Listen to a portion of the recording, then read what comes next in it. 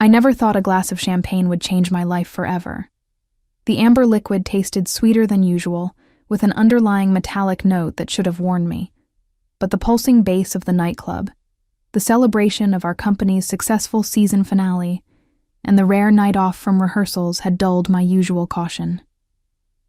My fellow dancers from the Metropolitan Ballet Company surrounded me, their laughter mixing with the thumping music as we toasted another sold-out performance of Swan Lake.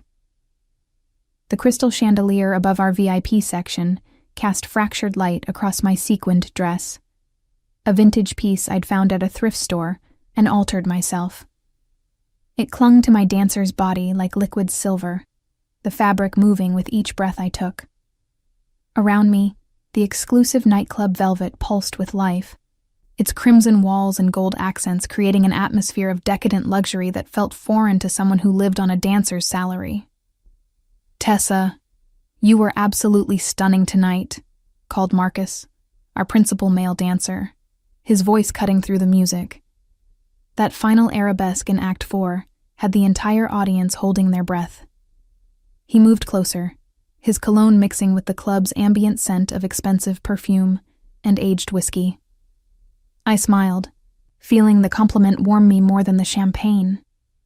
3 years of grinding poverty, of choosing between groceries and New Point shoes, of sleeping on friends' couches when rent was due, had led to this moment.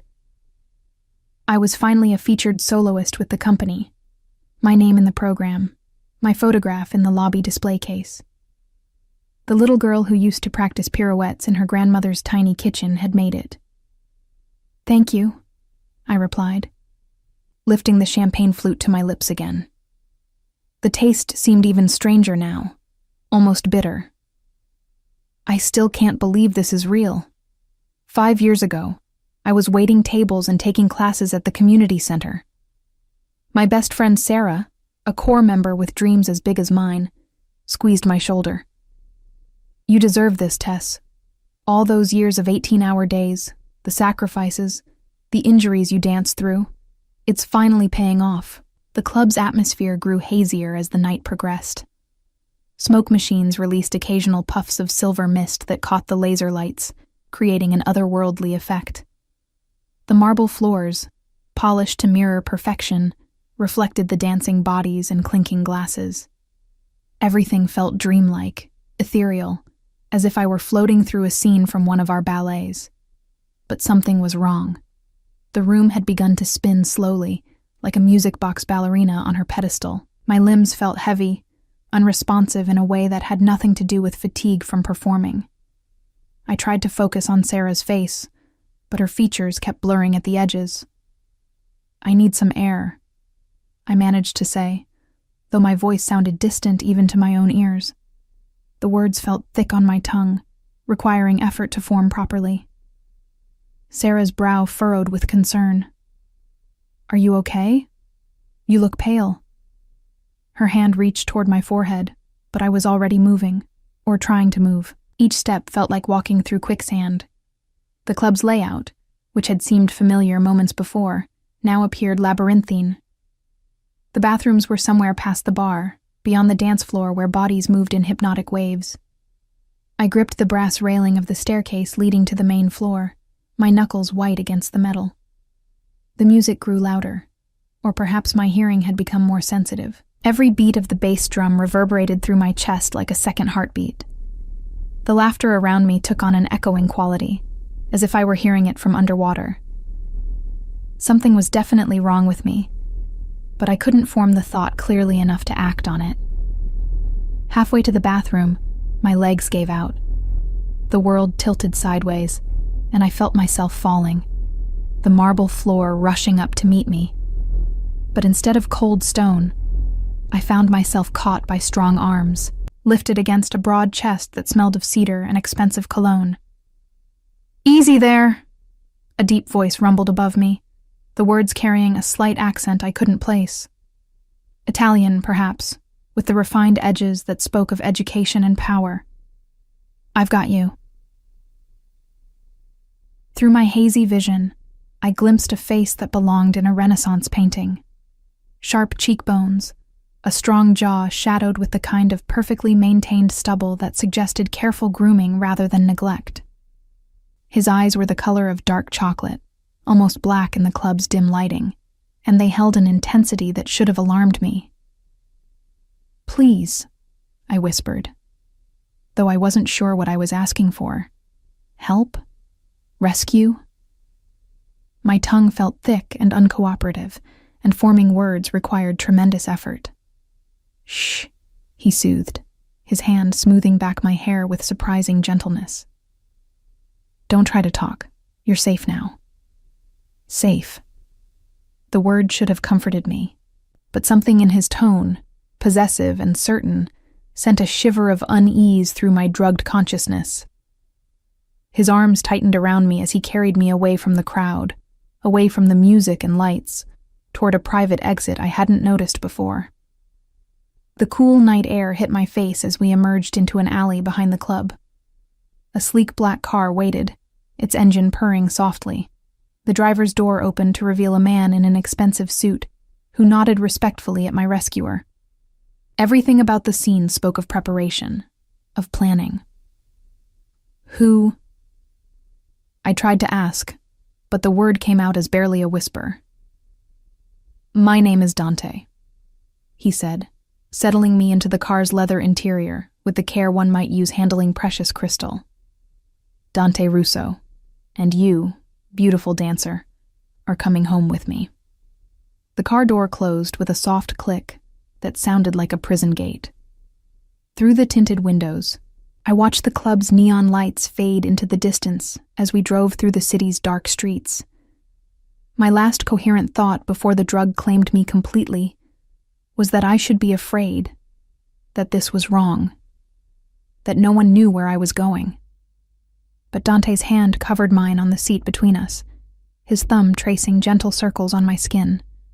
And somehow, terrifyingly, I felt safer than I had in years. When consciousness began to return, it came in fragments, the whisper of expensive sheets against my skin, the scent of gardenias drifting through an open window, the gentle pressure of someone's hand in my hair, fingers combing through the strands with infinite patience. I wasn't in my tiny studio apartment. The mattress beneath me felt like a cloud, nothing like the lumpy futon I'd salvaged from a friend's move. The pillow my cheek rested against smelled of lavender and something indefinably masculine. When I tried to open my eyes, even the filtered sunlight streaming through what must have been heavy curtains felt too bright. "There you are," that same deep voice from the club said softly. I was beginning to worry. Memory came rushing back in a flood of panic.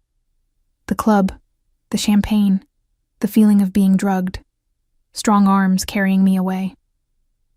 I bolted upright, immediately regretting the sudden movement as the room spun around me.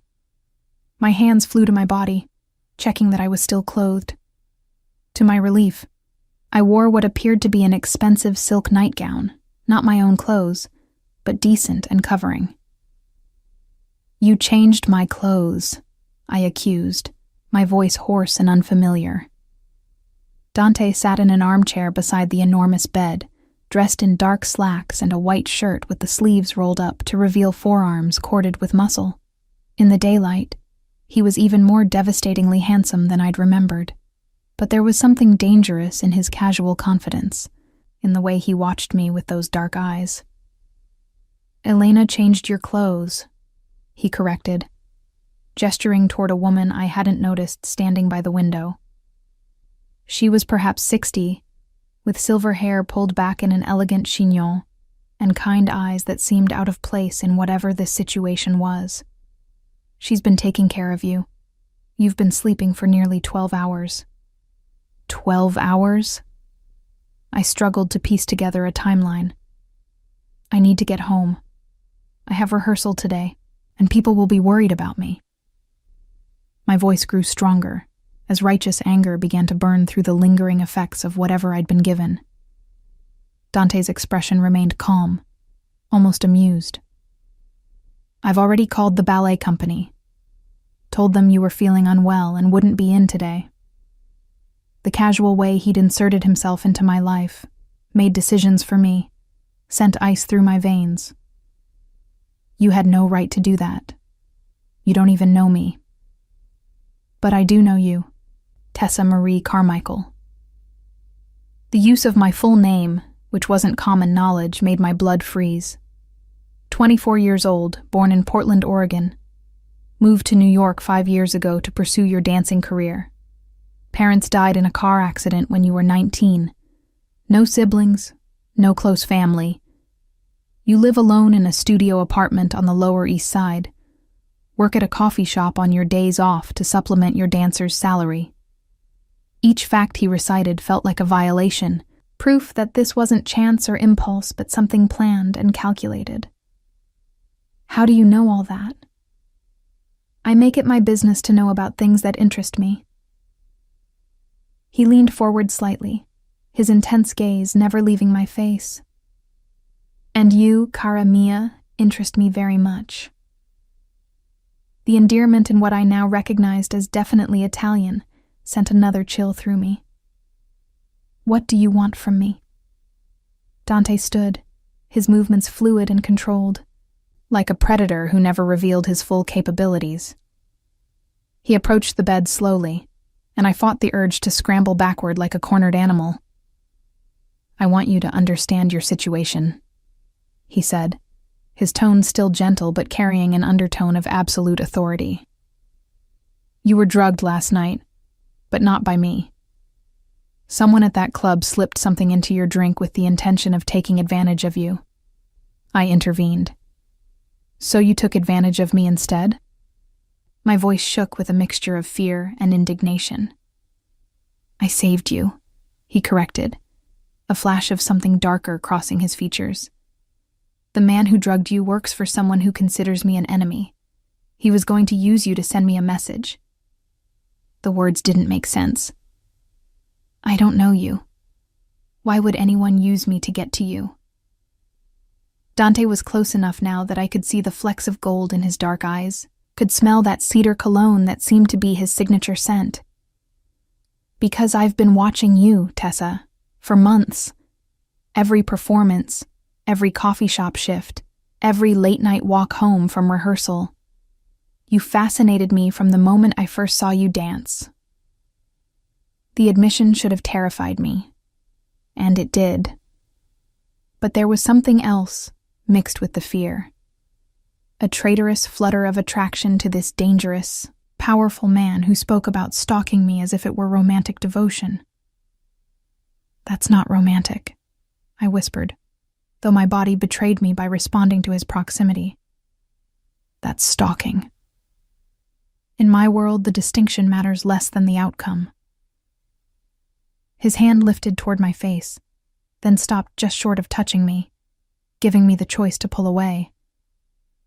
When I didn't move, his fingers traced the line of my cheek with devastating gentleness. You're safe here, Tessa. Safer than you've ever been in your life. Safe from everyone but you, I managed to say, even as my skin burned where he touched me. His smile was slow and predatory. You're beginning to understand.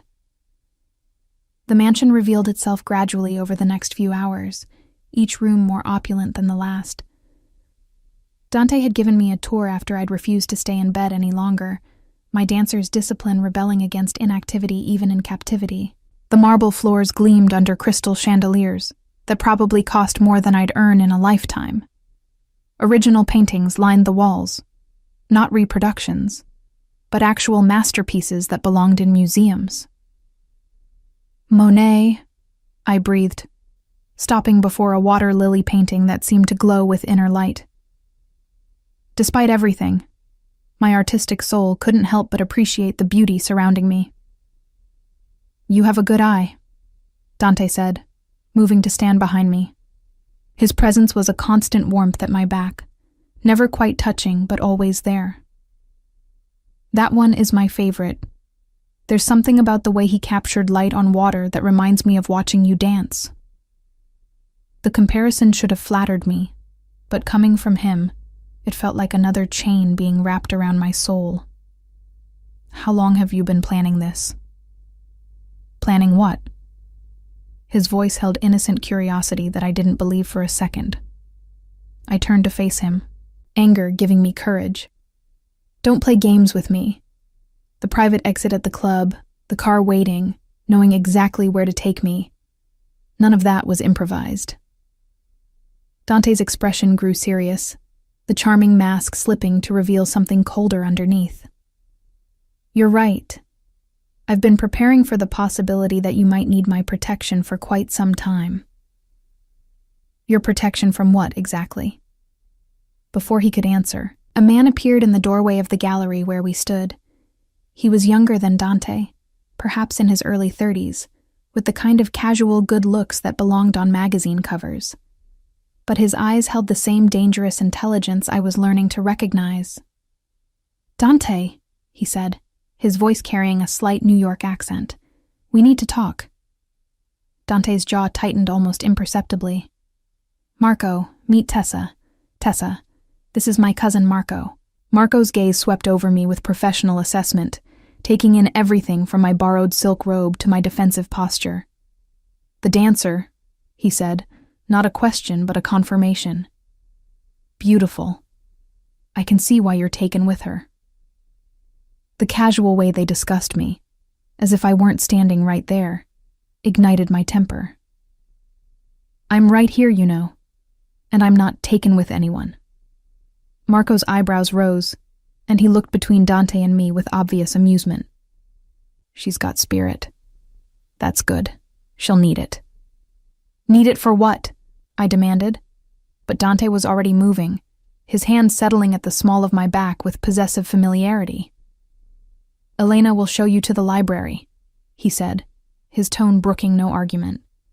"We'll continue our conversation after I handle some business." The dismissal stung, but I lifted my chin defiantly. "I'm not going anywhere until you tell me what's happening. You can't just keep me here against my will." Dante turned to face me fully, and for the first time since I'd met him, I saw something truly dangerous in his expression. Not the controlled threat that had been lurking beneath the surface, but actual menace that made my breath catch in my throat. "Can't I?" he asked softly. "Tessa, darling, I think you're still under the impression that you have choices here. Let me clarify something for you." He stepped closer, forcing me to tilt my head back to maintain eye contact. This close, I could see the faint scar that ran along his jawline, could feel the heat radiating from his body through the thin silk of my robe. "Yesterday you were nobody," he continued, his voice a velvet-wrapped blade. "A talented dancer, yes, but invisible to the powers that control this city. Today, you are under the protection of Dante Russo. Do you know what that name means?" I shook my head, though something cold was settling in my stomach. "It means that half the judges in this city owe me favors. It means that police commissioners take my calls at 3 a.m. It means that when I want something to happen, it happens. And when I want something to disappear." He let the sentence hang in the air like a sword. "You're threatening me," I whispered. "I'm explaining reality." His hand cupped my face, thumb tracing my lower lip with agonizing gentleness.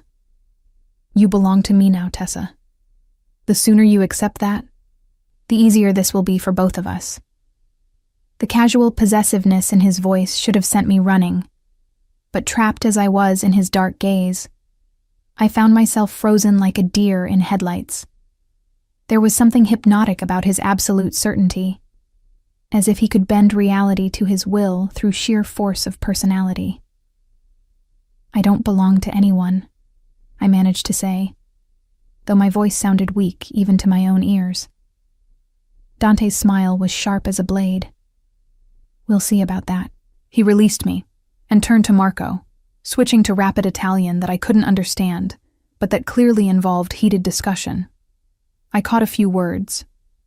Santoro repeated several times, "warehouse," and something that sounded like message. Elena appeared at my elbow with the silent efficiency of a well-trained servant. "Come, miss," she said in accented English. I show you library. Very beautiful. Many books. I followed her through corridors lined with more artwork than most galleries, my bare feet silent on Persian rugs that probably cost more than my annual rent. The library, when we reached it, was indeed breathtaking. Floor-to-ceiling shelves held leather-bound volumes in multiple languages, and tall windows overlooked gardens that seemed to stretch for acres. Mr. Dante, he loves books, Elena said, settling me into a velvet armchair beside a fireplace where actual logs crackled invitingly. He reads much, speaks many languages, very intelligent man.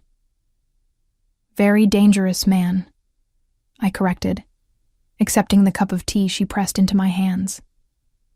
Elena's expression grew careful, the open friendliness dimming slightly. Dangerous to his enemies, yes, but to you? She shrugged eloquently. He looks at you like you are a precious thing, not dangerous. Before I could respond to that unsettling observation, the library door opened and a woman entered who made my breath catch. She was absolutely stunning, with the kind of classical beauty that graced fashion magazines. Long black hair cascaded down her back, and her designer dress clung to curves that seemed mathematically perfect. So you're the little dancer, she said, her voice carrying a slight accent that might have been French. I'm Sofia Santoro. The surname Santoro sent a chill through me. I'd heard Marco and Dante mention that name with obvious tension. This had to be connected somehow. Tessa Carmichael, I replied, standing automatically despite my disadvantage in the borrowed robe. Sophia's eyes swept over me with cold assessment, taking in everything from my disheveled hair to my bare feet. Dante's taste has always been interesting, though I admit I expected someone more sophisticated. The insult was delivered with such casual cruelty that it took a moment to fully register. When it did, anger flared in my chest, burning away some of the fear and confusion. I'm sorry. Are you someone I should know? I asked, letting ice creep into my voice. Sophia's laugh was like crystal breaking. Oh, you really don't know anything, do you? How delicious. She moved to pour herself a drink from a crystal decanter, her movements graceful and deliberate. I'm Dante's fiancé. The words hit me like a physical blow. Whatever game Dante was playing, whatever this twisted kidnapping was about, he was engaged to someone else. The possessive words, the gentle touches, the way he'd called me cara mia, all of it was the manipulations of a man who already belonged to another woman. Fiancé, I repeated, my voice hollow. For 3 years now, Sophia continued, clearly enjoying my shock. Though the wedding has been postponed, Dante has a tendency to become distracted by his various projects. Projects.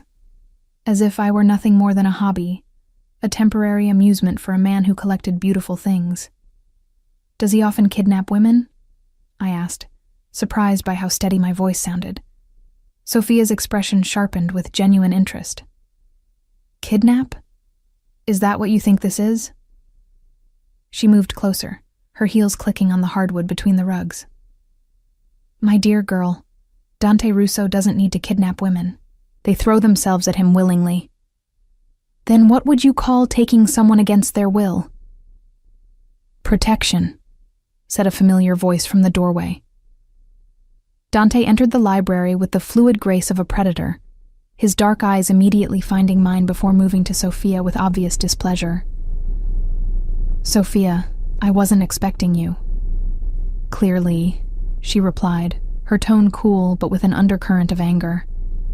I came to meet your newest acquisition. The tension in the room thickened perceptibly. I found myself caught between two powerful people, whose relationship I didn't understand, but whose animosity was palpable. Dante moved with deliberate slowness to stand between Sophia and me, a gesture that felt protective even as it reminded me of my captive status. Tessa isn't an acquisition, he said, his voice carrying a warning that made even beautiful, confident Sophia take a step back. She's under my protection. From what? Sophia laughed, but the sound was sharp with jealousy. She's nobody, Dante. A little dancer from nowhere with no family, no connections, no power. What could she possibly need protection from? From people who would use her to get to me, Dante replied, his eyes never leaving Sophia's face. People who might think that harming someone under my protection would send me a message. The implication hung in the air like smoke. Sophia's face went pale, then flushed with anger. You think I would hurt her? I think you're capable of many things when you feel threatened, Dante said calmly. And I think you should leave now, before this conversation goes somewhere we'll both regret. Sophia drew herself up to her full height, dignity wrapping around her like armor. This isn't over, Dante. Your father won't approve of you bringing strays into the family home. My father has been dead for 5 years, Dante replied with deadly quiet, and this is my home now. I'll bring whoever I choose into it. After Sophia left, trailing expensive perfume and wounded pride, the library felt enormous and quiet.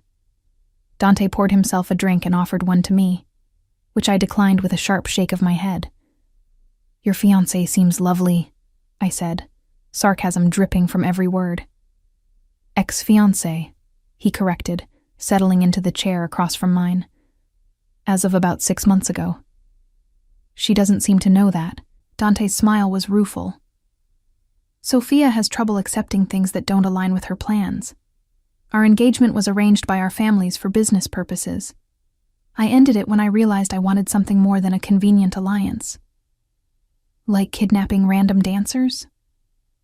Like finding someone who makes me want to be better than what I am. His dark eyes met mine with an intensity that made my breath catch. Someone who looks at beauty and sees art, not just price tags. Someone who's fought for everything she has, instead of having it handed to her. The sincerity in his voice was almost harder to resist than his threats had been. This version of Dante, vulnerable, almost uncertain, was far more dangerous to my resolve than the cold, controlling man who'd casually discussed his power over the city. You can't just decide I belong to you, I said, though the words came out softer than I'd intended. Can't I? He leaned forward, elbows on his knees, bringing us close enough that I could see the flecks of gold in his dark eyes. Tell me, Tessa, what was your life like before last night? Working 2 jobs to afford a studio apartment with paper-thin walls? Eating ramen for dinner because you spent your grocery money on New Point shoes? Living on 4 hours of sleep because the coffee shop opens at 5 a.m. and rehearsal runs until midnight? Each word was like a perfectly aimed arrow, hitting truths I'd tried not to think about. The grinding poverty, the constant exhaustion, the slow realization that talent alone wasn't enough to guarantee success in the ballet world. That was my choice, I said weakly. Was it? Or was it just the only option you could see? He reached out slowly, giving me time to pull away, and took my hand in his. His fingers were warm and strong, calloused in places that suggested he was no stranger to physical work, despite his obvious wealth. I can give you everything you've ever dreamed of, Tessa. Not just financial security, but opportunities that money can't usually buy. Private coaching with the best teachers in the world. Connections to companies that would kill to have a dancer of your caliber. In exchange for what? I asked, though I was afraid I already knew the answer. In exchange for letting me take care of you. His thumb traced circles on the back of my hand, the simple touch sending heat shooting up my arm. For accepting that you're mine to protect, to cherish, to possess. The word possess should have sent me running, but trapped in his dark gaze, feeling the strength in his hands and the warmth of his presence, I found myself wavering. What he offered was everything I'd dreamed of during those long nights when I'd fallen asleep to the sound of sirens and neighbors arguing through the walls. And if I say no? Dante's expression grew serious, the charming mask slipping away again. Then you stay here until you understand that no isn't really an option anymore. As I said, beautiful dancer, you belong to me now. The only question is whether you'll accept that gracefully, or whether we'll have to do this the hard way. The threat was delivered so calmly, so matter-of-factly, that it took a moment to fully sink in. He wasn't giving me a choice at all. He was giving me the illusion of choice while making it clear that only one answer would be accepted. "You're insane," I whispered. "I'm in love," he corrected, bringing my hand to his lips to press a gentle kiss to my palm. "And I've never been more sane in my life." The days blurred together in a haze of luxury and confinement. Dante had been true to his word about providing everything I could possibly want, except freedom. Designer clothes appeared in the walk-in closet of what he insisted on calling our bedroom, though he'd been sleeping in the guest wing since that first night. Meals were prepared by a private chef who seemed to anticipate my every craving. There was even a fully equipped dance studio in the mansion's east wing, complete with professional bars, mirrors, and a sound system better than what we had at the Metropolitan Ballet Company. But the windows were reinforced. The doors required keycards I didn't possess, and armed men in expensive suits patrolled the grounds with the casual efficiency of professionals. No matter how beautiful the cage, it was still a cage. "You're not eating," Elena observed, as she cleared away my barely touched breakfast. Her weathered face creased with concern as she looked at the untouched croissants and fruit that would have been a feast in my old life. "I'm not hungry," I replied, staring out the dining room window at gardens that stretched to a high stone wall topped with what I was now certain was electrified wire, though it was disguised by climbing roses. "Mr. Dante, he worry about you," Elena continued, ignoring my obvious desire to be left alone. "He asks me every day if you eat, if you sleep, if you need anything. He asks about me but won't speak to me directly," I said bitterly. It had been 3 days since our confrontation in the library, and Dante had made himself scarce, appearing only at dinner where we maintained stilted conversations about books and art, while carefully avoiding any mention of my captivity. "He give you space," Elena said with the wisdom of someone who'd observed powerful men for decades. "He know you are angry, so he wait for anger to pass. The anger isn't going to pass." I turned from the window to face her directly. "Elena, you seem like a kind woman. How can you work for someone who kidnaps people?" Elena's expression grew carefully neutral, but I caught a flicker of something. Sadness, perhaps, or regret. "You think he kidnapped you? But maybe you not understand full story." "Then tell me the full story," I challenged, "because from where I'm sitting, a man drugged me at a club, and another man brought me to his house against my will. What part of that am I misunderstanding?" Before Elena could answer, the dining room door opened and Marco entered, carrying what appeared to be a tablet and several manila folders. His usual easy smile was absent, replaced by an expression of grim seriousness that immediately put me on edge. "Tessa," he said, settling into the chair across from me without invitation. "We need to talk." "About what?" I remained standing, unwilling to give ground even in this small way. "About why you're really here."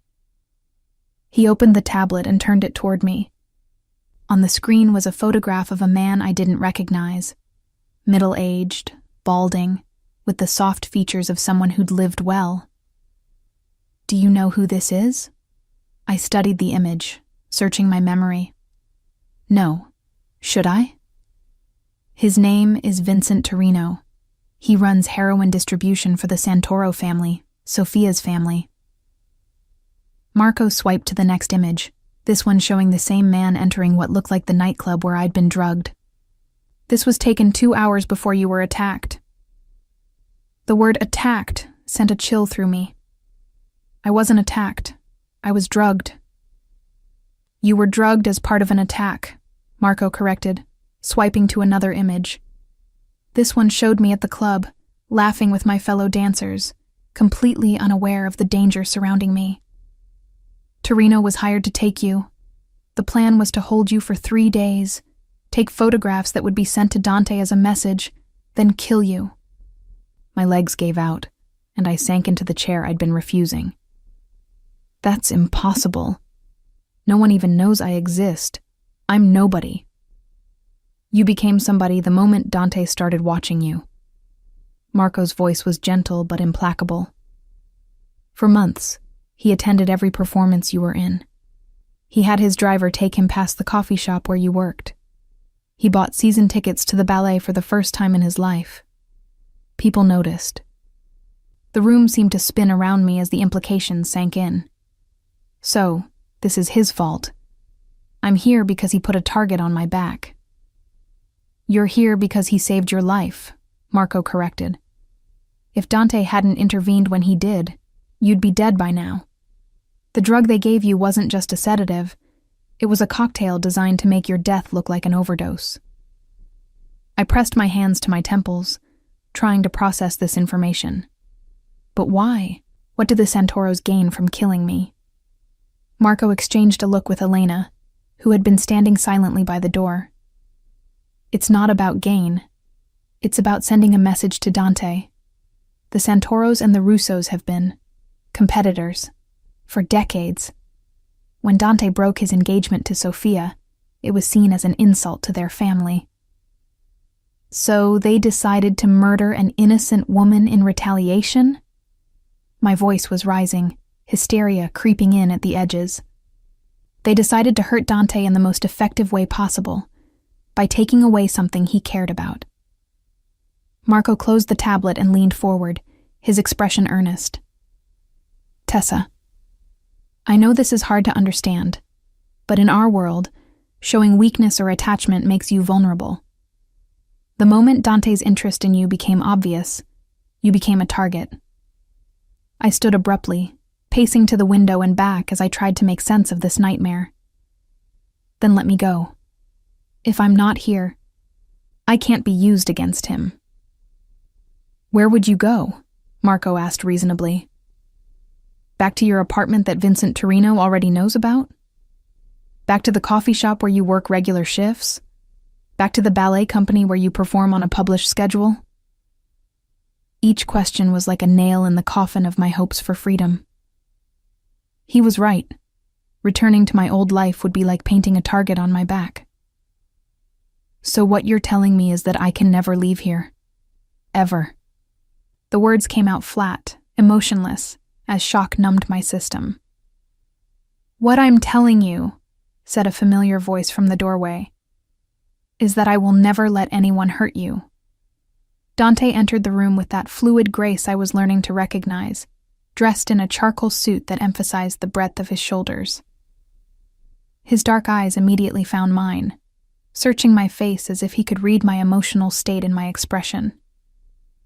How long have you been listening? I asked, anger flaring to life again. Long enough. He moved to the sideboard and poured himself coffee, his movements casual despite the tension radiating from his frame. Marco, thank you for explaining the situation. You can go. After Marco and Elena left, closing the door behind them with soft clicks that sounded like prison locks, Dante and I faced each other across the elegant dining room. The morning light streaming through the tall windows cast everything in golden hues that should have been beautiful, but felt surreal, like a painting of a life I'd never chosen. Is it true? I asked finally. All of it? Every word. Dante's voice was steady, but I could see tension in the set of his shoulders, in the careful way he held his coffee cup. I'm sorry, Tessa. I never intended for my feelings to put you in danger. Your feelings? I laughed, but there was no humor in it. You don't even know me.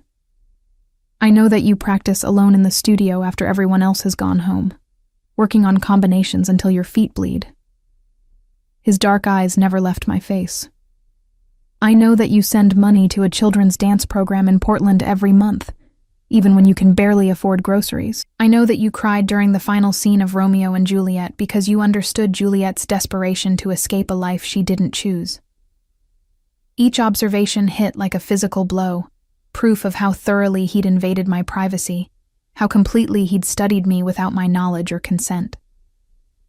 "That's not knowing me," I said, my voice shaking. "That's stalking me." "It's loving you," he corrected, setting down his cup and moving closer. "It's watching someone so beautiful, so talented, so determined to succeed despite every obstacle, and being unable to look away." Love doesn't kidnap people, Dante. Love doesn't trap them in golden cages and call it protection.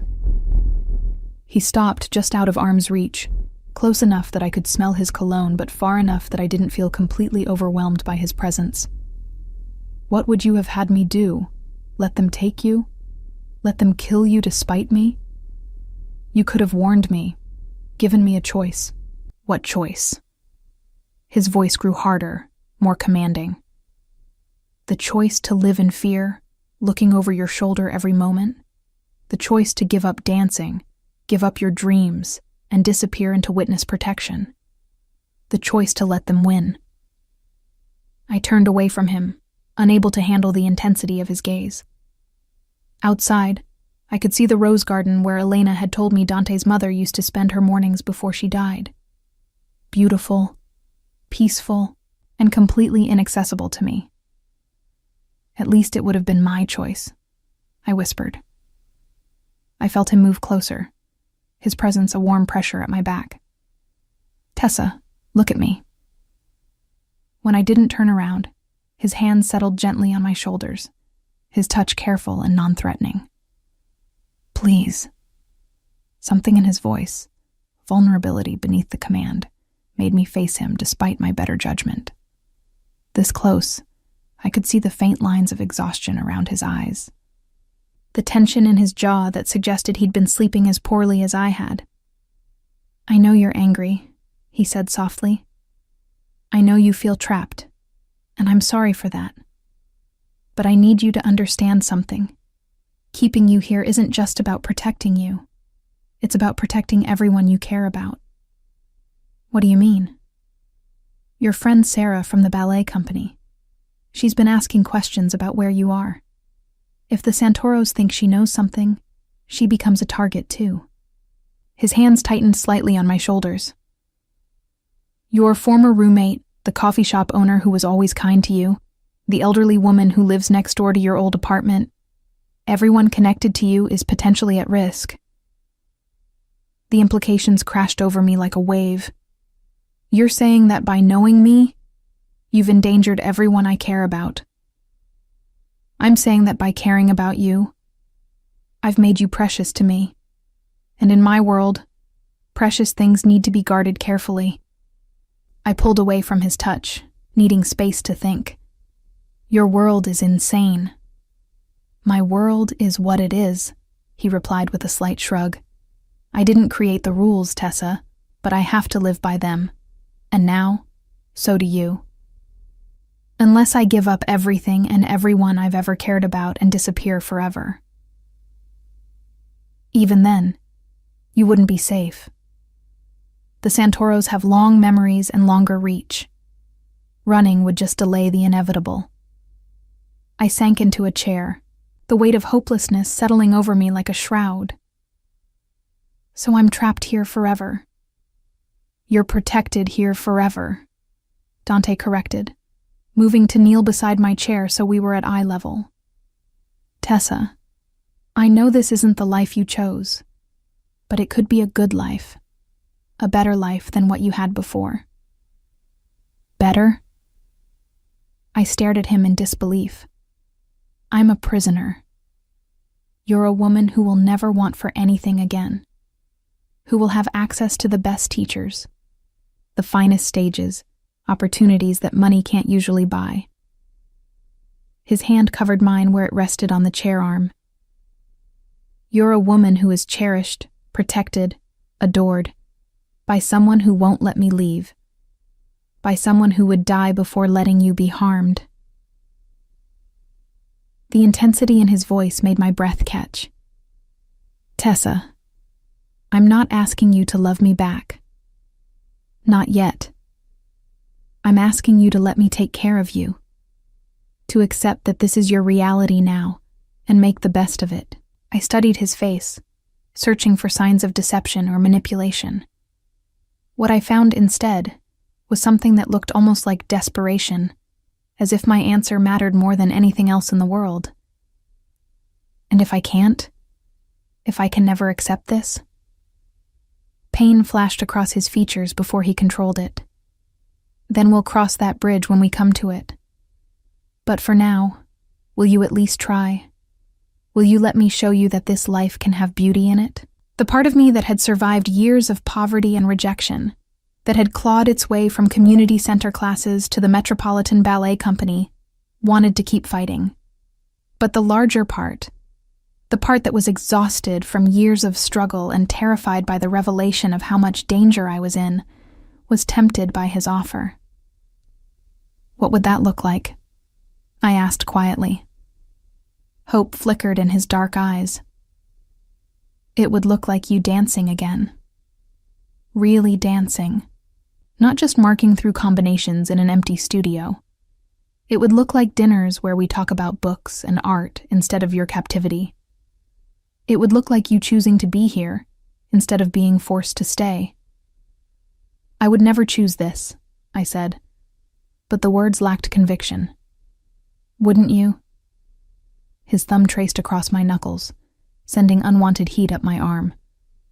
If I had approached you 6 months ago, told you I was wealthy and powerful, and wanted to give you everything you'd ever dreamed of, would you really have said no? The question hung in the air between us, dangerous and tempting. Because the truth was, I didn't know what I would have said. The life he was offering, security, opportunity, freedom from the grinding worry about rent and groceries and whether my point shoes would last another week, was everything I'd fantasized about during those long, exhausting days. That's not what happened, I said finally. No, he agreed. But it's what's happening now. The circumstances that brought us together were complicated. But we're here now, and I'm offering you the same thing. Everything you've ever wanted, in exchange for letting me care for you. I pulled my hand away from his, needing to break the connection that was making it hard to think clearly. You're asking me to give up my freedom. I'm asking you to trade one kind of freedom for another. Freedom from fear, from want, from ever having to compromise your art for survival. The seductive logic of his argument was almost irresistible. How many dancers would kill for the opportunities he was offering? How many would see this as a fairy tale rather than a nightmare? I need time, I said finally. To think. Dante nodded, rising gracefully to his feet. Of course. Take all the time you need. But Tessa, I looked up at him, struck again by how devastatingly handsome he was, how his presence seemed to fill the room. While you're thinking, remember that I'm not your enemy. I'm the man who would burn down the world to keep you safe. That has to count for something. After he left, I sat alone in the dining room, staring out at the rose garden and trying to process everything I'd learned. The worst part wasn't the revelation that my life was in danger. It was the growing realization that part of me was starting to see the appeal of Dante's offer. Security, luxury, the chance to focus solely on my art without worrying about survival. It was everything I'd dreamed of. The only price was my freedom. And increasingly, I was beginning to wonder if that freedom had ever been real anyway. The decision came to me in the dance studio at 3 a.m. I'd been unable to sleep, my mind churning over Dante's words and the impossible choice he'd presented me with. So I'd made my way to the studio, hoping that movement might bring clarity. Dancing had always been my refuge, the one place where nothing else mattered except the perfect extension of a leg, the precise placement of an arm, the story told through movement. In the studio's mirrored walls, I could see myself clearly, not as Dante's captive or the Santoro's target, but simply as a dancer. I'd been working through combinations from Giselle, losing myself in the tragic beauty of the mad scene, when I sensed his presence. Dante stood in the doorway, still dressed in the dark slacks and white shirt he'd worn to dinner, though he'd removed his jacket and tie. His hair was disheveled, as if he'd been running his hands through it, and exhaustion lined his features. "You couldn't sleep either," I observed, not stopping my movement, but acknowledging his presence. "I rarely sleep well," he admitted, moving into the studio but staying near the wall, careful not to intrude on my space. "The burdens of leadership don't make for peaceful nights."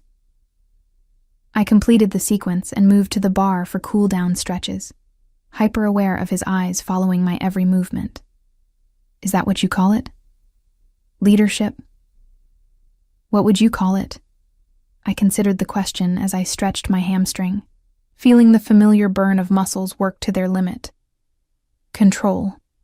You control this house, your business, the people around you. You've taken control of my life."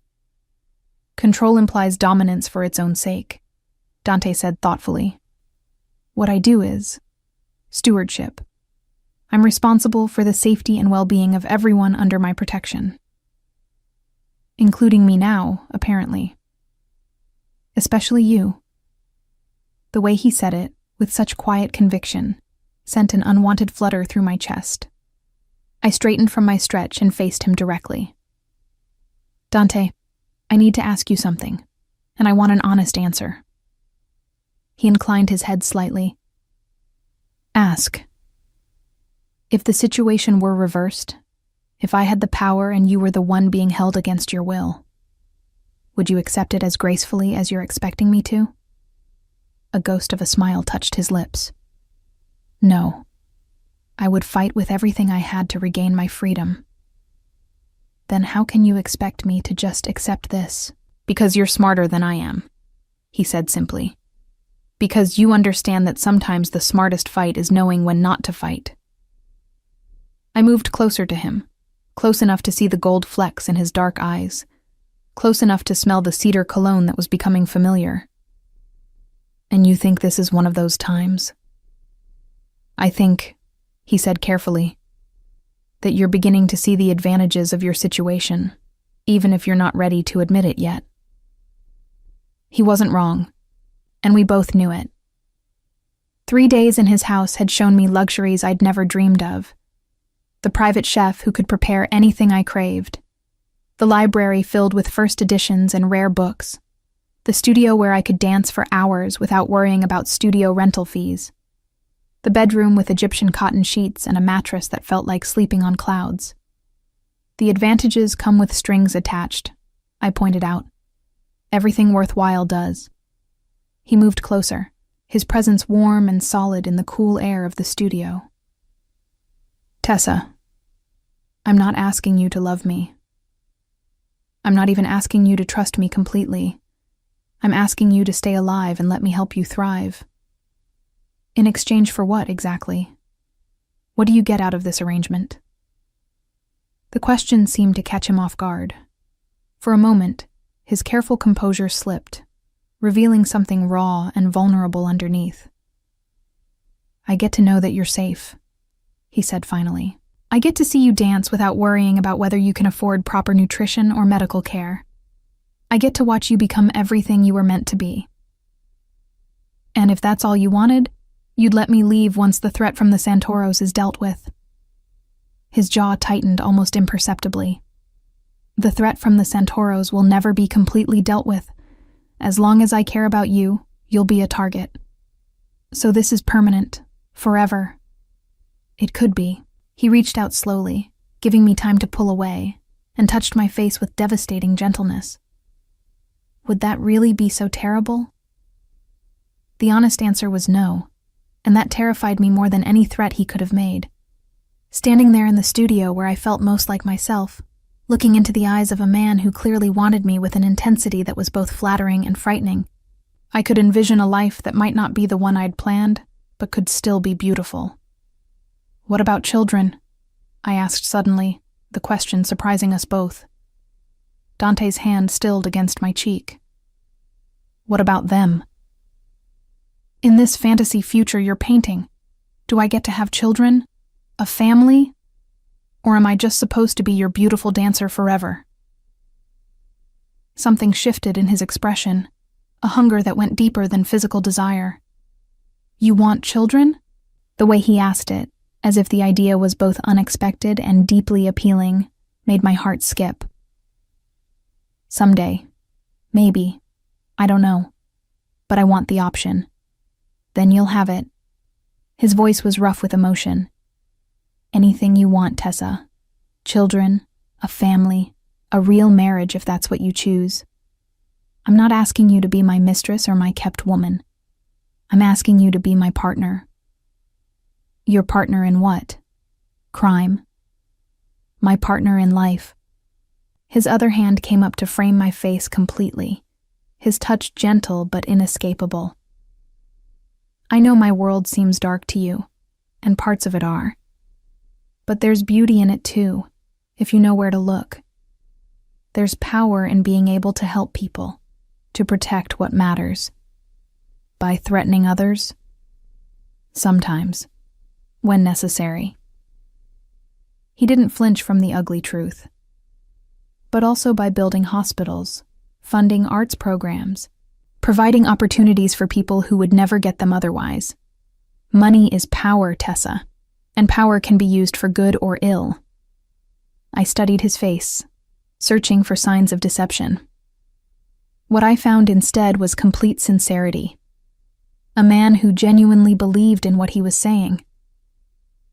You're asking me to compromise everything I believe in.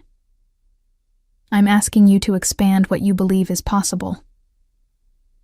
His thumbs traced across my cheekbones, the gentle touch sending heat through my entire body. You've spent your whole life fighting just to survive. I'm offering you the chance to live. The truth in his words hit harder than any threat could have. I had been surviving rather than living, scraping by from paycheck to paycheck, always one injury or missed performance away from losing everything. I would want guarantees, I said quietly. Hope flickered in his dark eyes. Name them. No more lies. If I agree to this, I want complete honesty about your business, about the dangers, about everything. Done. I want to maintain some connection to my old life, my friends at the ballet company, my colleagues. I can't just disappear from their lives completely. He hesitated at this one. It would have to be carefully managed, supervised. But yes, we can arrange something.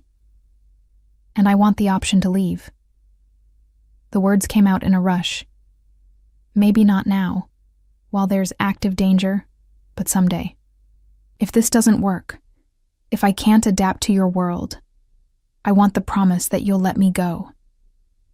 This time the hesitation was longer, and when he spoke, his voice was carefully controlled. I will never stop you from leaving if that's what you truly want, but I will also never stop trying to change your mind. That's not exactly a promise to let me go. It's the best I can do, he said honestly. I won't lie to you, Tessa. I don't know if I'm capable of letting you walk away, but I promise that if you're truly miserable, if this life really isn't something you can accept, we'll find another solution. It wasn't the complete guarantee I wanted, but it was more honesty than I'd expected, and something in his expression told me it was the most he was capable of giving. There would be conditions on my side too, I said. Such as? I want to keep dancing, really dancing, not just practicing alone. I want access to teachers, choreographers, maybe even the chance to guest with other companies. Already arranged, he said with a slight smile. Madame Korovkin will be here tomorrow to assess your technique. She's worked with the Bolshoi and the Paris Opera Ballet. The casual way he mentioned one of the most respected ballet teachers in the world made my head spin. You already contacted her? I contacted her the day after you arrived, along with several others. His hands dropped from my face to my shoulders, his touch warm through the thin fabric of my leotard. I told you, Tessa. I want to see you become everything you were meant to be. And what if what I'm meant to be doesn't fit into your world? Then I'll expand my world to accommodate you. He said it with such simple certainty that I almost believed him. The only non-negotiable is your safety. Everything else we can work out together. I stepped back from him, needing space to think without the distraction of his touch. The studio felt enormous around us, filled with mirrors that reflected infinite versions of this moment, this choice that would define the rest of my life. If I agree to this, I said slowly, if I choose to stay and try to build something with you, it has to be a real partnership. Equal say in decisions that affect us both, not you making choices for my own good. Agreed. He paused. Within reason. There may be times when my experience with danger overrides your preferences about risk. Then we discuss it. We don't just assume you know best. We discuss it, he confirmed. I turned to look at myself in the mirror, seeing a young woman in a black leotard and pink tights, her dark hair pulled back in a severe bun, her life balanced on the edge of a decision that would change everything. I looked like a dancer, but I felt like someone standing at the edge of a cliff, trying to decide whether to jump. One more thing, I said without turning around. Anything. I want time. Real time, not just a few days to think it over. If I'm going to commit to this life, I need to understand it completely. I need to see your world, meet your people, understand what I'm really agreeing to. When I turned back to face him, Dante was nodding slowly. How much time? 6 months. A real trial period where we both get to see if this could actually work. And at the end of 6 months? At the end of 6 months, I'll give you my decision. Stay permanently or find another solution. He was quiet for a long moment, studying my face as if he could read my thoughts in my expression. 6 months, he agreed finally, but with conditions of my own. Such as? During those 6 months, you give this a real try. No holding back, no emotional walls designed to prove it won't work. You let me court you properly. Court me? Despite everything, I almost smiled at the old-fashioned term. Woo you, seduce you, whatever you want to call it. His own smile was slow and devastating. I want the chance to make you fall in love with me, Tessa. Not just accept me, but actually want to be here.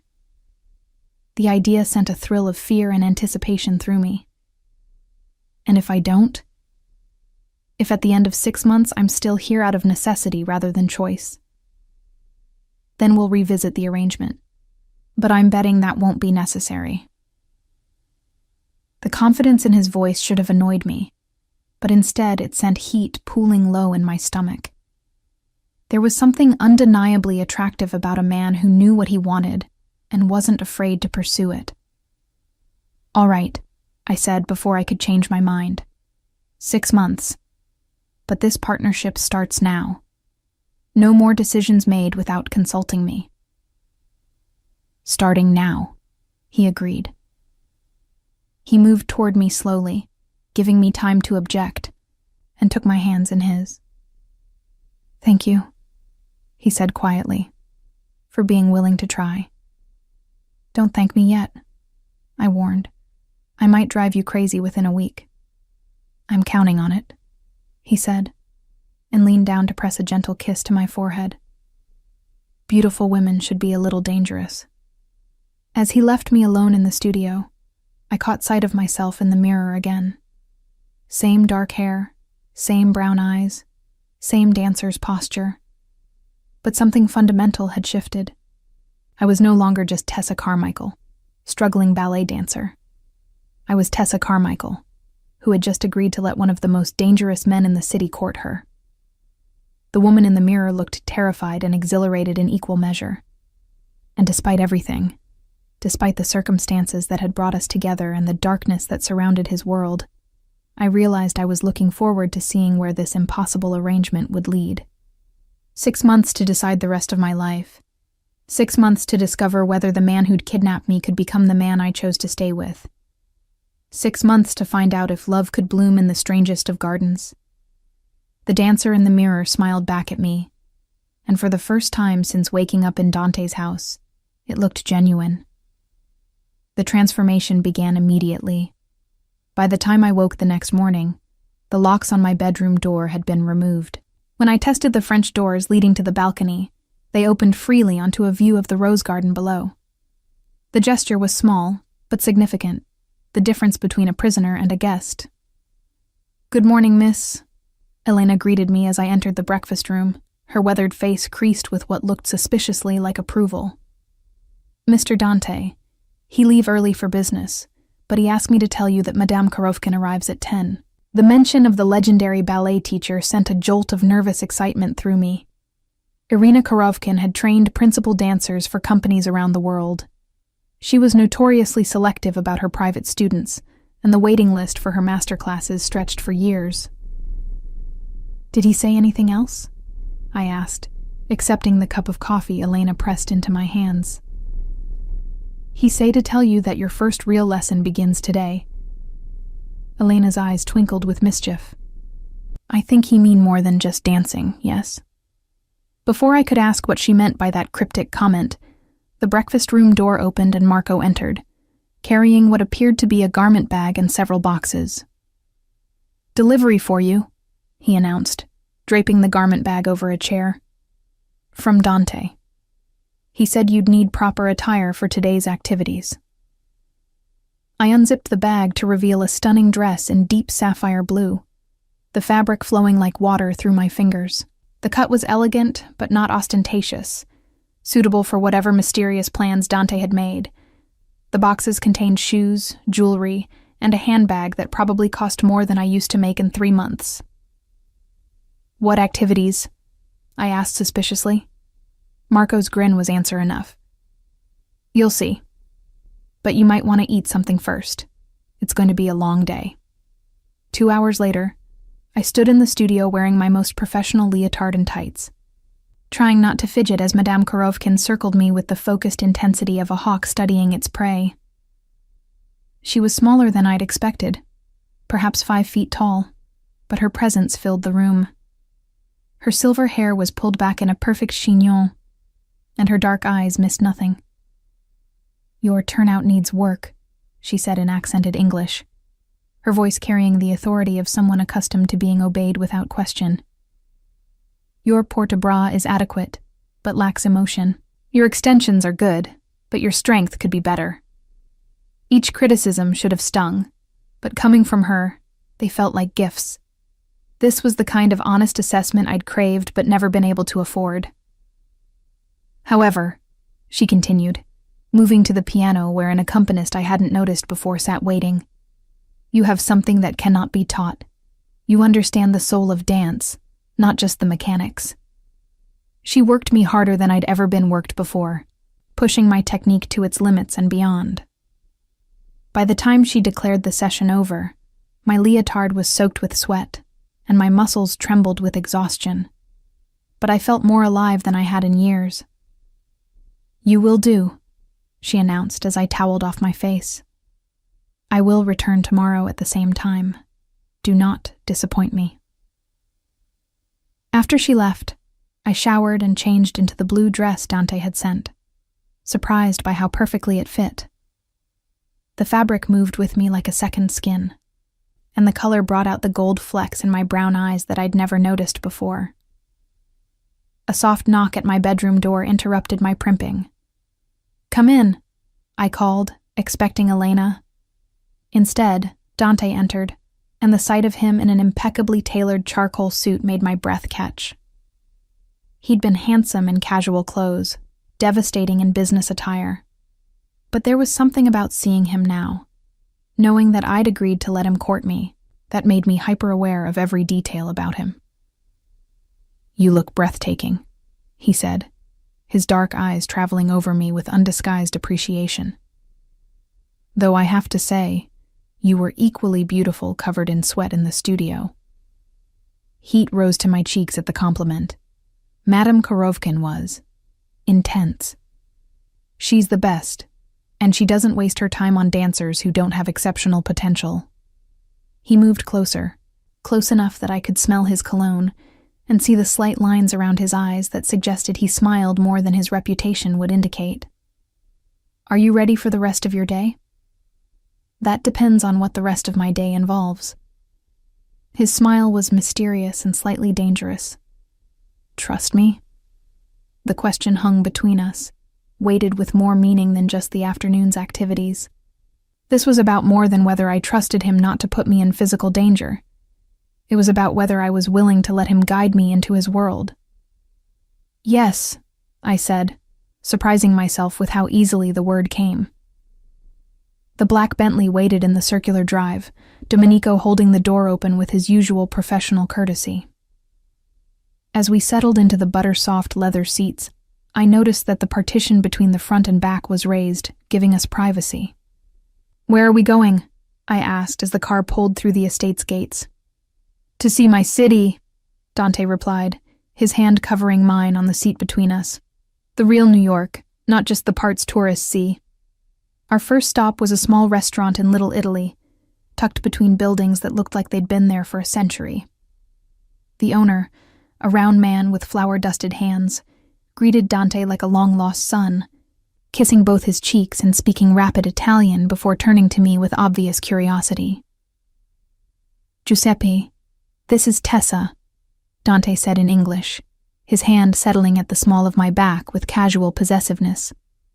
Tessa, Giuseppe makes the best pasta in the city.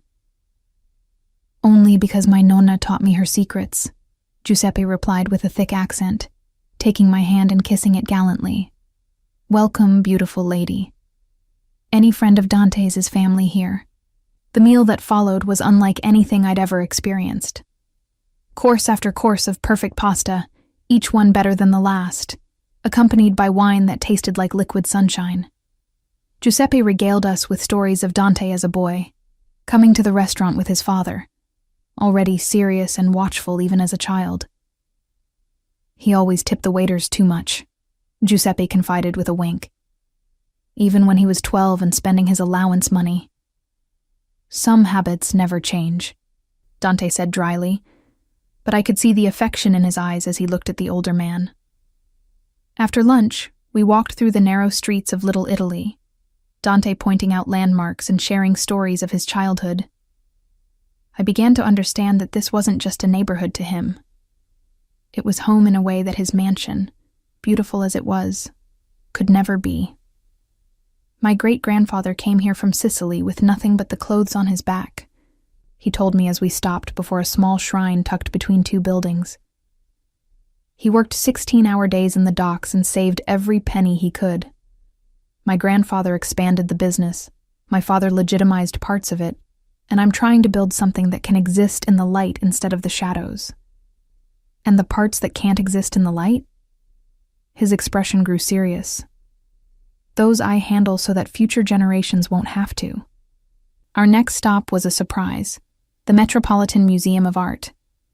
Dante led me through the halls with the confidence of someone intimately familiar with the collection, stopping before paintings and sculptures to share insights that revealed both his education and his genuine appreciation for beauty. You know a lot about art, I observed as we stood before a dega of ballet dancers, the irony not lost on me. I studied art history in college, he admitted, before I understood that my destiny lay elsewhere. What would you have done if you'd had a choice? He was quiet for a long moment, studying the painting with thoughtful eyes. Maybe taught.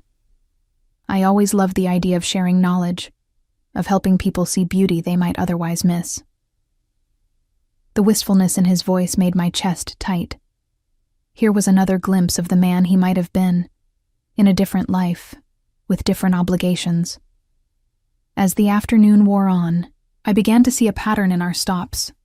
The restaurant where Dante had eaten as a child, but whose owner now sent his daughter to college on a scholarship from one of Dante's foundations. The community center where he'd learned to box, now renovated with equipment he'd donated. The small theater where we ended our tour, which had been saved from demolition by an anonymous benefactor, I was beginning to suspect was the man beside me. "This is what you meant about power being used for good," I said, as we sat in the theater's renovated lobby, watching children from the neighborhood practice a scene from Romeo and Juliet. "Partially." His eyes followed a young girl who couldn't have been more than 10, but who moved with natural grace. "Money is just a tool, Tessa. It can build or destroy, depending on the hands that wield it." "And what do your hands build?" He turned to look at me, his expression serious. "A legacy I can be proud of. A future where children like that little girl have opportunities I never dreamed of. A world where beauty and art are valued, not just profit." The sincerity in his voice was impossible to fake. This wasn't the calculated manipulation of a man trying to seduce me into compliance. This was genuine passion for something larger than himself. "And what do they destroy?" I asked quietly. "Threats to what I'm trying to build." His honesty was brutal and complete. "People who would hurt the innocent, who would destroy rather than create. Sometimes the only way to protect something beautiful is to eliminate what would corrupt it." We sat in comfortable silence for a while, watching the children practice their scene. The little girl who'd caught Dante's attention was playing Juliet, her young voice carrying surprising emotion as she delivered the balcony scene. "She reminds me of you," Dante said softly. "That determination to perfect every gesture, to find truth in movement. She's very talented. She's also very poor. Her mother cleans offices at night to pay for these classes." He paused. "Would you like to meet her?" Before I could answer, he was rising from his seat and moving toward the small stage. I watched as he approached the children, speaking quietly to their instructor before kneeling down to the little girl's level.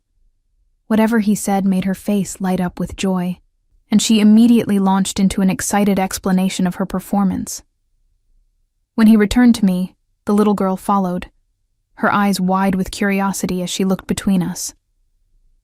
"Isabella, this is Tessa," Dante said. "She's a real ballerina."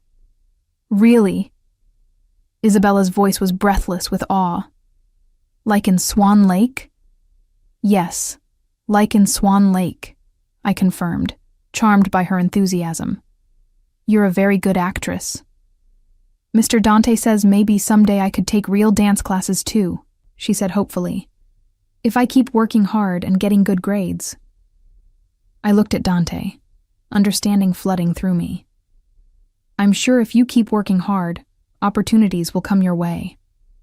As we prepared to leave, Dante spoke quietly with Isabella's instructor, and I caught sight of him pressing an envelope into the woman's hands. Scholarship funds, no doubt, ensuring that Isabella's dream of dance classes would become reality. "You do this often," I observed as we settled back into the Bentley. "Find talented children and make their dreams possible." "When I can." He shrugged, as if it were nothing unusual. "Talent should be nurtured, not wasted because of circumstances." "Is that what this is?" I gestured between us. "Are you nurturing my talent?" His laugh was rueful. "Tessa, what I feel for you goes far beyond appreciation for your talent. Though I admit, watching you dance is one of life's great pleasures." The car had stopped while we were talking, and I looked out to find we were at Lincoln Center. The Metropolitan Opera House rose before us, its arched windows glowing in the early evening light. "What are we doing here?" "Research," Dante said mysteriously, helping me from the car. "I want to show you something." He led me not to the main entrance, but around to a stage door, where a security guard nodded respectfully and waved us through. We moved through corridors I recognized from my time with the company, heading toward the backstage area of the opera house. "Dante, we can't just walk around here without permission," I protested as we passed dressing rooms and administrative offices. "We have permission," he assured me, stopping before a door marked private and producing a keycard from his jacket pocket. "Trust me." The door opened onto what appeared to be a private box overlooking the opera house stage. But this wasn't just any box. It was clearly designed for someone with significant influence. The furnishings were sumptuous, the view perfect, and there was even a private bar stocked with champagne and delicacies. "Whose box is this?" I asked, though I was beginning to suspect I knew the answer. "Mine." Dante moved to the champagne bucket and extracted a bottle with practiced ease. One of the perks of being a patron of the arts. Below us, the stage was being prepared for the evening's performance of La Traviata. Dancers and singers moved through their final rehearsals, their voices echoing in the vast space. It was a sight I'd seen many times from the wings, but never from this perspective. "It's beautiful," I breathed, moving to the box's edge to get a better view. "It's yours if you want it," Dante said, appearing beside me with 2 glasses of champagne. "Not just access to it, but a real place in this world. Principal roles, guest performances, your name in lights. You can't just buy me leading roles." "I can provide opportunities," he corrected. "What you do with them depends entirely on your talent and dedication." As if to prove his point, a familiar figure appeared on the stage below. Marcus, my former partner from the Metropolitan Ballet Company, was rehearsing with a dancer I didn't recognize. They moved through a complex pas de deux with the kind of chemistry that made great partnerships legendary. "Marcus is good," Dante observed, following my gaze. "But he lacks the fire that would make him truly great. He's one of the best dancers in the company. Technically, yes, but technique without passion is just pretty movement." He handed me a champagne glass, his fingers brushing mine deliberately. "You have both technique and passion. That's what makes you extraordinary." The compliment should have pleased me, but instead I felt a pang of loss for the life I'd left behind. "I miss it," I admitted. "The company, the routine, even the stress of auditions and reviews." "You don't have to miss it," Dante said gently. "Not permanently. Once the immediate danger passes, arrangements can be made. Guest performances, special engagements. Your career doesn't have to end because you're with me." "But it would change. Everything would change." "Yes," he agreed. "It would change. The question is whether the changes would be worth what you'd gain." As we watched the rehearsal below, I found myself imagining what it would be like to dance on that stage again, but this time without worrying about whether I could afford next month's rent or whether an injury would mean the end of everything. There was something seductive about the idea of pursuing art for its own sake, without the constant pressure of survival. "The 6 months?" I said suddenly. "What exactly do they involve?" Dante turned to face me fully, his expression serious. "Whatever you want them to involve. I told you I wanted to court you properly. That means learning what makes you happy, what you need, what you dream about when you think no one is listening. And if what makes me happy is incompatible with your world, then we'll find a way to make it compatible." His certainty was both reassuring and slightly unsettling. "I'm a resourceful man, Tessa. There's very little I can't arrange if I set my mind to it." "Even freedom?" "Even freedom, if that's what you ultimately choose." His voice was steady, but I caught the flicker of pain in his eyes at the thought. "But I'm betting that by the end of 6 months, freedom won't be what you're thinking about." "What will I be thinking about?" He moved closer, close enough that I could feel the warmth radiating from his body, could smell the cedar cologne that was becoming achingly familiar. "You'll be thinking about whether you can imagine your life without me in it." The confidence in his voice sent heat pooling low in my stomach.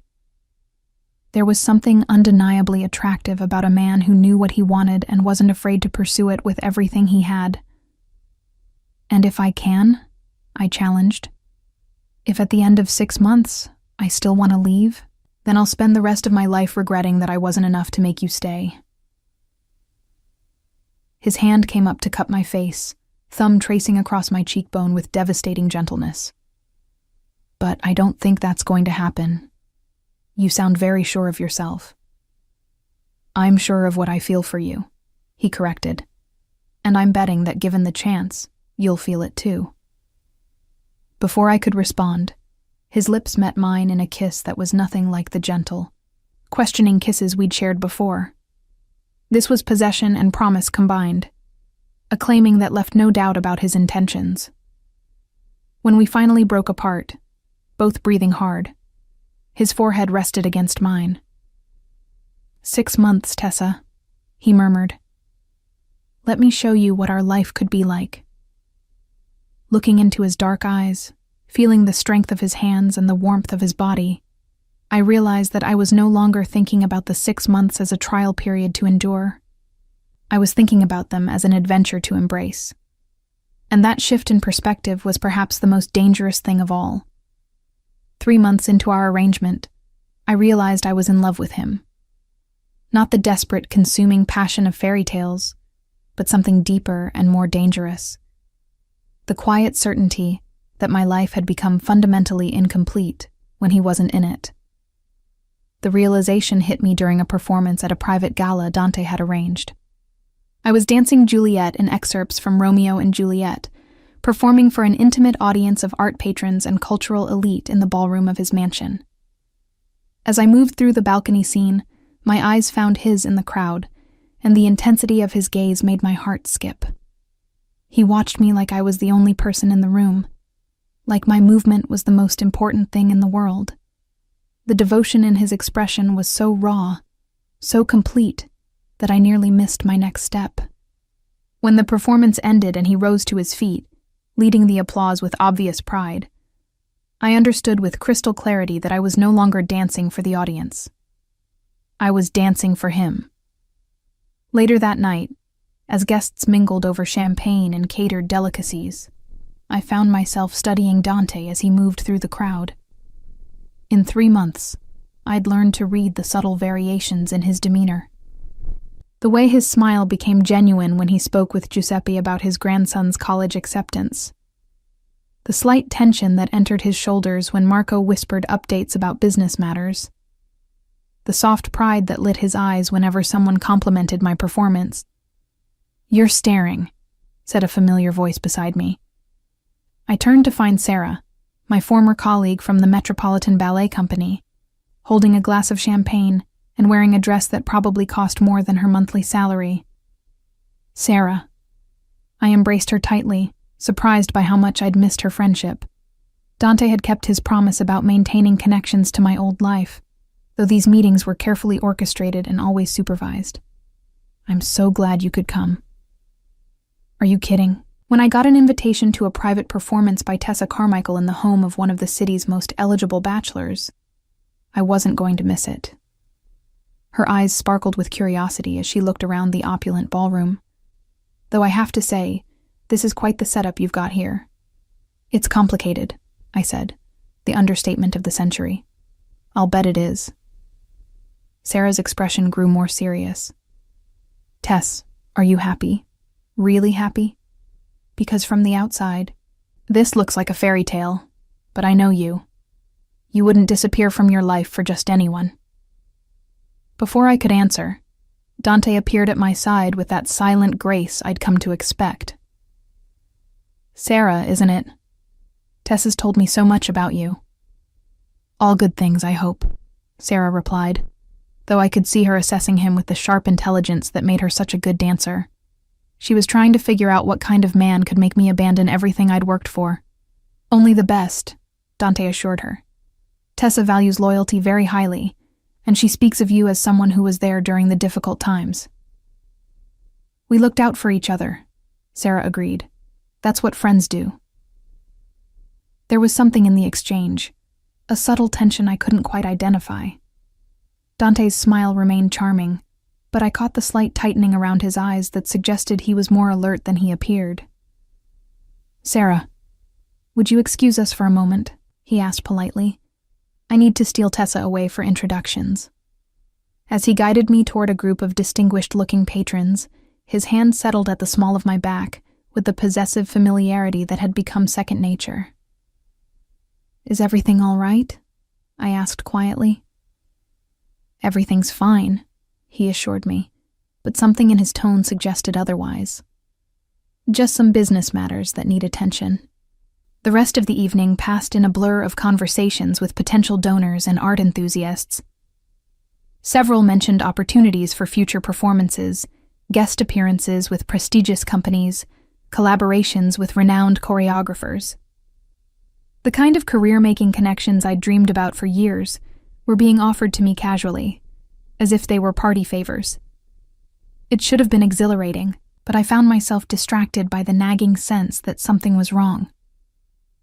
Dante's attention seemed divided, his responses slightly delayed as if he were listening to something else entirely. Marco appeared at his elbow several times throughout the evening, whispering updates that made Dante's expression grow progressively more grim. By the time the last guest departed, near midnight, the tension radiating from Dante was palpable. He walked Sarah to her car personally, a courtesy that seemed excessive until I noticed the way his security detail positioned themselves around the perimeter. "Dante," I said when he returned to the house, finding me in the library where I'd retreated to process the evening. "What's going on?" He moved to the bar and poured himself a whiskey, his movements controlled but tight with stress. "There's been a development with the Santoro situation." Ice formed in the pit of my stomach. For weeks, the threat from Sophia's family had seemed distant, manageable. Dante had assured me that his people were handling it, that I was safe as long as I stayed within his protection. What kind of development? Intelligence suggests they're planning something more direct. He turned to face me, his expression carefully controlled. The passive surveillance, the occasional probing, it's escalating. Escalating how? "Marco received word tonight that they've been asking questions about your friend Sarah. Her schedule, her habits, where she goes when she's not at the company." The words hit me like a physical blow. "They're going to hurt her?" "They're going to use her to draw you out," Dante corrected grimly.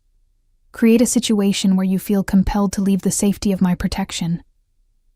I sank into one of the leather armchairs, the full implications crashing over me. This is my fault. I insisted on maintaining contact with my old life, and now Sarah's in danger because of me. "This is not your fault," Dante said firmly, moving to kneel beside my chair. "This is the Santoros trying to force my hand by threatening someone you care about." "Then we have to warn her. We have to tell her what's happening." "We will." Marco is already arranging protection for her, though she won't know about it. And I'm having her apartment moved to a more secure building under the pretense of a company relocation bonus. The casual way he rearranged someone else's life should have bothered me, but all I could feel was gratitude that he was taking Sarah's safety seriously. "What else?" I asked, recognizing that there was more he wasn't telling me. Dante's expression grew even more serious. "There's something else. About your friend. Marco noticed something tonight that concerns him." "What do you mean?" The question she was asking, the way she was observing the house, the security arrangements, it was thorough, more thorough than simple curiosity would explain. The implication took a moment to sink in. When it did, I felt like the floor had dropped out from under me. "You think Sarah is working with them?" "I think Sarah might not be who you think she is," Dante said gently. "I'm having her background investigated more thoroughly, but there are some inconsistencies in her story that are troubling." "No." I stood abruptly, pacing to the window and back. "No, that's impossible. I've known Sarah for 3 years. We've been through everything together. Auditions, rejections, celebrations. She's my best friend. 3 years is a long time to maintain a cover identity if someone was determined enough," Dante pointed out. "And what better way to get close to you than to pose as a struggling dancer with similar circumstances? You're wrong." But even as I said it, doubts were creeping in. Sarah's sudden appearance in my life right after I'd joined the Metropolitan Ballet Company. The way she always seemed to know exactly what to say to keep me grounded and focused. Her persistent questions about my personal life, my dreams, my fears. I hope I am, Dante said sincerely. I truly hope I'm wrong about this. But until we know for certain, we have to assume that tonight's performance served more than one purpose. What do you mean? I mean that if Sarah is working for the Santoros, then they now have detailed intelligence about this house, about my security arrangements, about the people in my organization. His voice was grim. They have everything they need to plan an assault. The word assault sent terror shooting through me. An assault on the house? On us? On you specifically. I'm betting they're planning to take you during a moment when you feel safe and comfortable. When your guard is down because you're surrounded by beauty and art and everything that makes you happy. But why now? Why after 3 months? Dante's smile was bitter. Because 3 months is exactly how long it takes for someone to fall in love. They're counting on the fact that you care about me now, that you wouldn't want to see me hurt. They're planning to use that against both of us. The accuracy of his assessment was terrifying because he was absolutely right. 3 months ago, I would have been looking for any opportunity to escape. Now, the thought of anything happening to him made me feel physically ill. What do? We prepare. Dante moved to his desk and opened a drawer, withdrawing what appeared to be a small pistol. And you learn to protect yourself. I stared at the weapon in horror. I can't. I don't know how to use that. You're going to learn. Tonight. His voice brooked no argument. Tessa, I need you to understand something. The game has changed. This isn't about keeping you safe in a comfortable prison anymore. This is about keeping you alive in a war zone. A war zone? I laughed, but there was no humor in it. This is supposed to be your home, your sanctuary. Home is wherever you are, Dante said simply, and I will defend it with everything I have. But I need you to be able to defend yourself too, because there might come a moment when I can't be there to protect you. The thought of being without his protection, of facing the Santoros alone, sent panic clawing up my throat. Dante, I'm scared. Good, he said, surprising me. Fear will keep you alive. Complacency will get you killed. He moved toward me, the gun still in his hand but pointed carefully away. I know this isn't the life you chose, and I know you never wanted to be part of this world. But you're here now, and the people who want to hurt you don't care about your innocence or your reluctance to be involved. If I hadn't agreed to stay, if I'd insisted on leaving when you first brought me here, would Sarah still be safe? No, Dante said without hesitation. They would have taken you from your apartment, tortured you for information about me, and killed you when they were done. At least this way, you have a chance. Some choice. It's the only choice any of us have. Fight or die. He set the gun on the table between us. I'm asking you to fight, Tessa, not just for yourself, but for us, for the future we could have if we survive this. I looked at the weapon, small and deadly on the polished wood surface. Everything in me recoiled from the idea of violence, from the thought that my hands, trained to create beauty through movement, might be used to harm another person. I don't know if I can, I whispered. You can, Dante said with absolute certainty. You're stronger than you know. You've already survived poverty, rejection, and me taking over your life. You can survive this too. And if I can't, if I freeze or miss, or just can't bring myself to pull the trigger, his hands framed my face, forcing me to meet his eyes. Then I'll die protecting you, and it will have been worth it. The simple declaration, delivered without drama or fanfare, broke something open in my chest. This man, who commanded an empire through fear and respect, who could buy and sell lives with a phone call, was willing to die for a dancer he'd known for 3 months. Don't say that, I said, my voice breaking. Don't even think it. Then help me make sure it doesn't come to that. His thumbs traced across my cheekbones. wiping away tears I hadn't realized I was shedding. Learn to protect yourself so I can focus on protecting us both.